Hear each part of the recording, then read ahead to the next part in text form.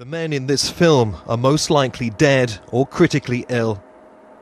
More than 800,000 engineers, soldiers and volunteers known as liquidators were put in immediate charge of the disaster.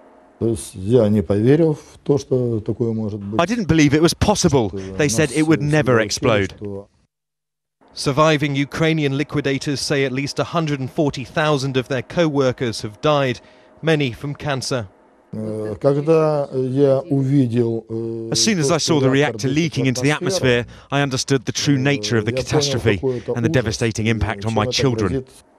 A quarter of a century on, and the concrete sarcophagus covering the reactor is crumbling. Inside, more than 100 tons of volatile radioactive fuel, dust and debris. A new cover is under construction, promising 100 years of safety, but the project's seriously underfunded. The nearby town of Pripyat was badly affected. Even now, 25 years later, a simple measurement by this MOS shows levels 45 times higher than normal. Pripyat has seen better times.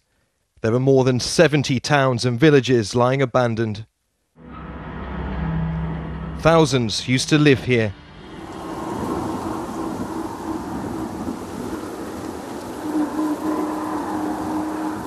But now all that's left is a barren reminder of the destructive and dangerous potential of nuclear energy.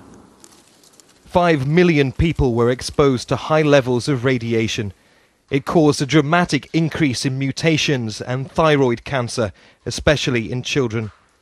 The area will be contaminated for hundreds of years.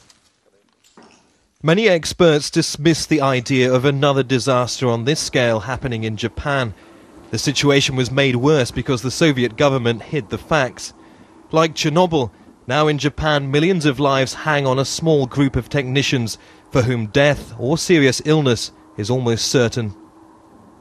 I want to tell the Japanese plant workers that God is with you. You will prevail. The strength is in you.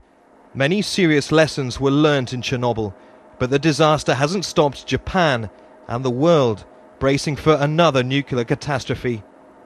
Neave, Al Jazeera, Chernobyl.